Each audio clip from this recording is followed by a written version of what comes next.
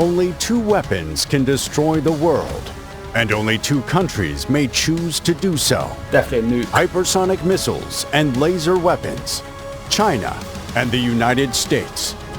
The two world powers have been at each other's necks for the longest, and now they may finally strike, as the US finally responds to China's unending threats.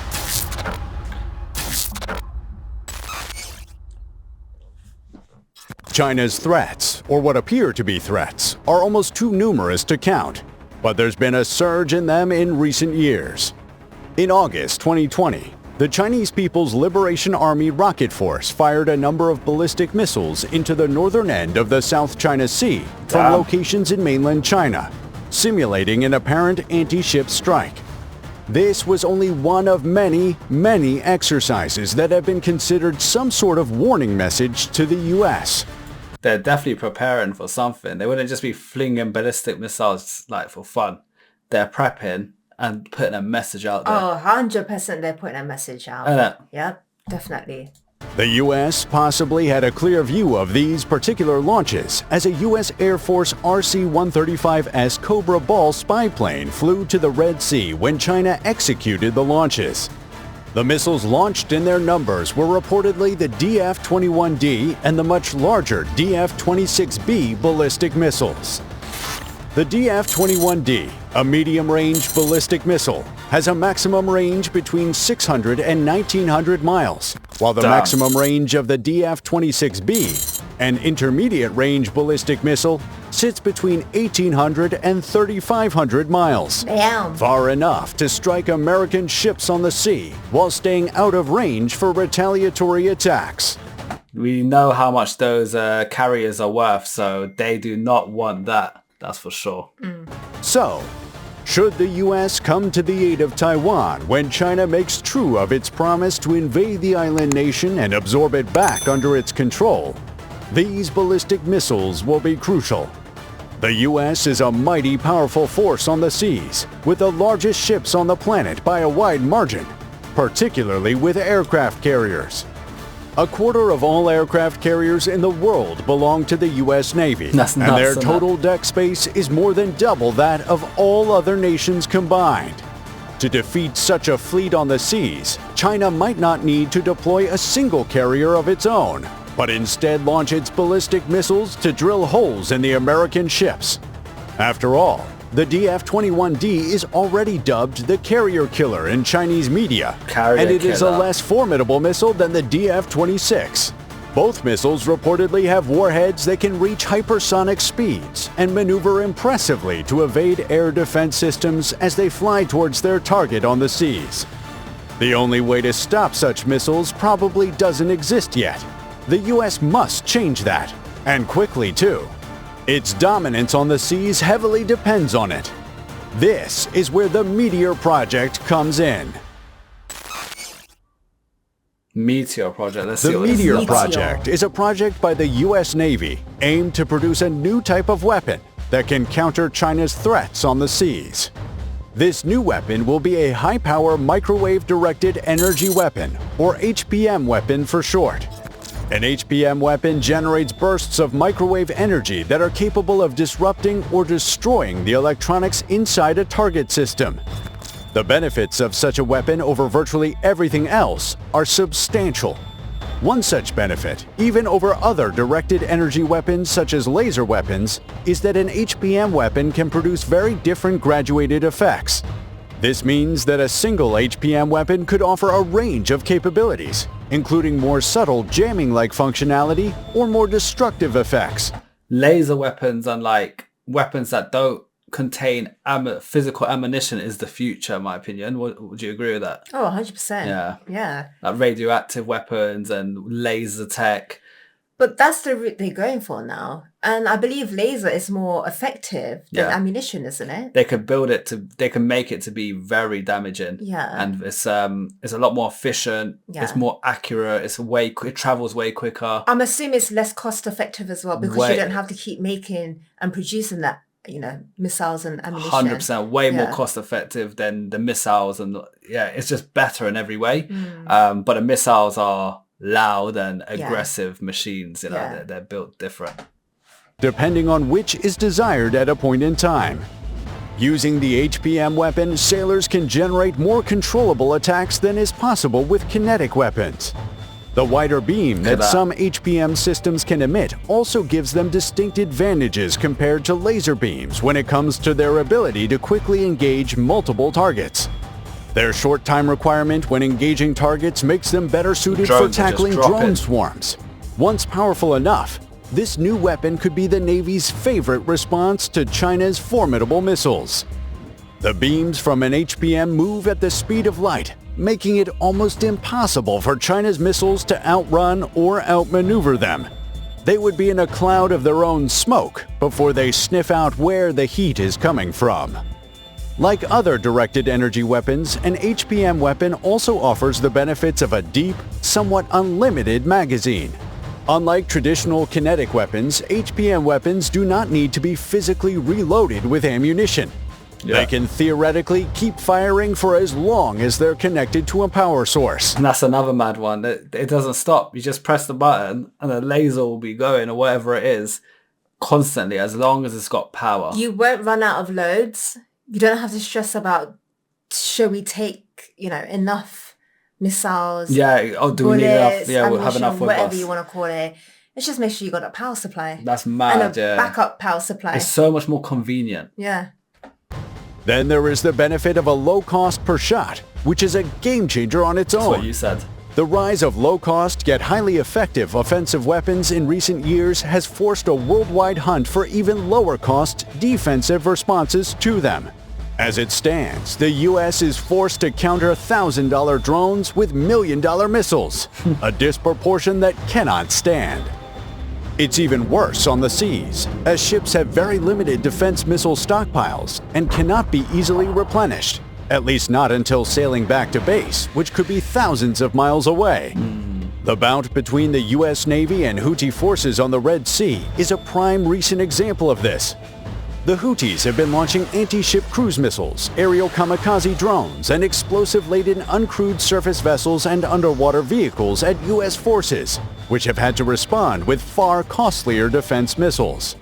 So, when faced with the threats of formidable hypersonic missiles from China and low-cost offensive weapons from anywhere else around the world, the new HPM weapon could come real handy for the U.S. Navy. Save them a fortune. It would not only shoot down incoming threats, but also reserve kinetic air defense missiles for larger, more critical threats.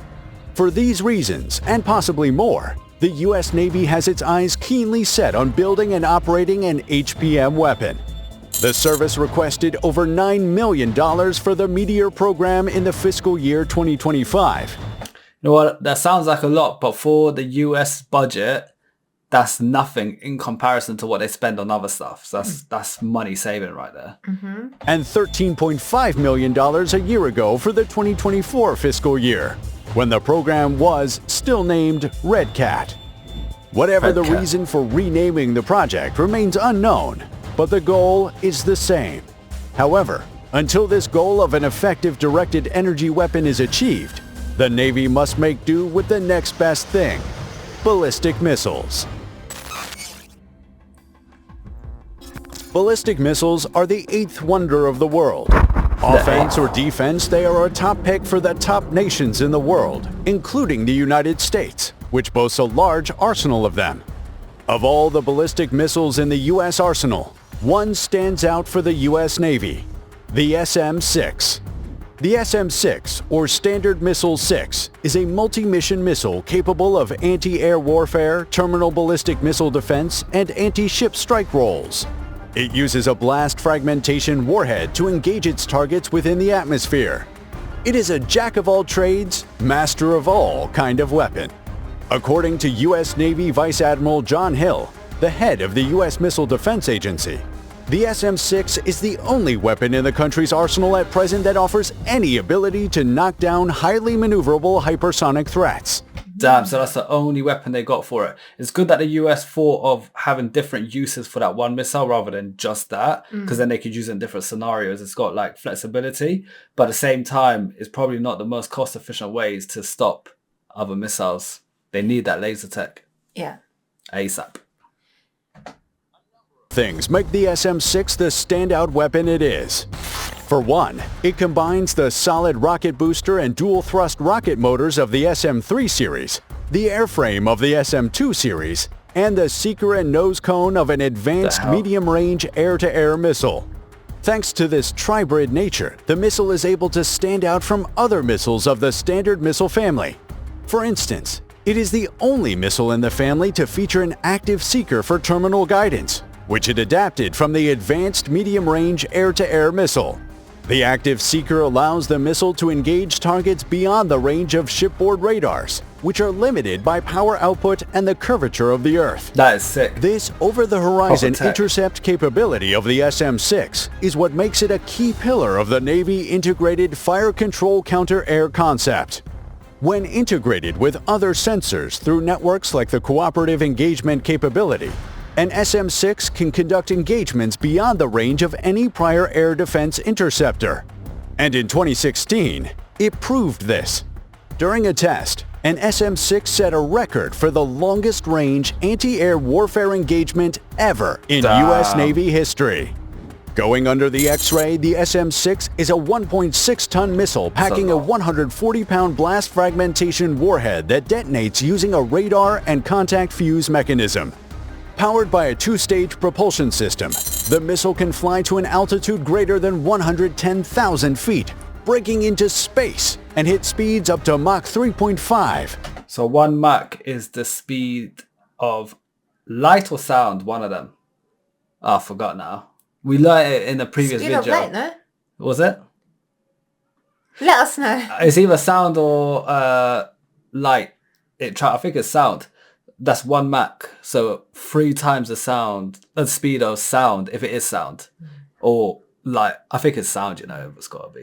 Faster than the SR-71, the fastest air-breathing jet in history ever flew. So the jet could Guided by an inertial guidance combined with terminal active and semi-active radar homing, an SM-6 can strike with precision targets that are up to 230 miles away. Oh my God. With all these capabilities on offer, it's easy to see why the HPM weapon from Meteor is unlikely to replace the SM-6 in service, but rather complement it. The SM-6 missile and the Meteor HPM weapon are formidable weapons. They aren't perfect by any means. They both leave gaps to be filled. However, these are gaps that they could fill for each other. Working together, these two weapons can form a defensive and offensive suite that would protect the U.S. Navy and its ships from whatever weapons were launched at them, irrespective of cost, speed, size, maneuverability, or anything else.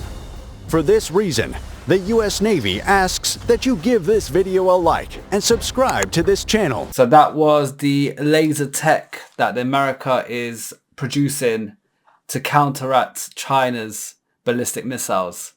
Do you think it's the right way to go? 100%. What I love about America? The US military?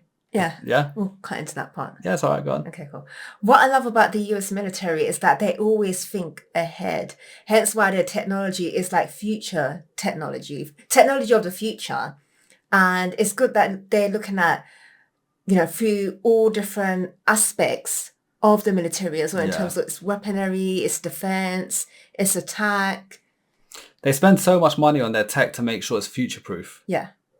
That's literally what their specialty is, and that's why their budget is so high. Of course. Like I was just about to comment on that as well. They pump so much money into the military. So it's only right for it to be advanced technology. It's got to be, yeah.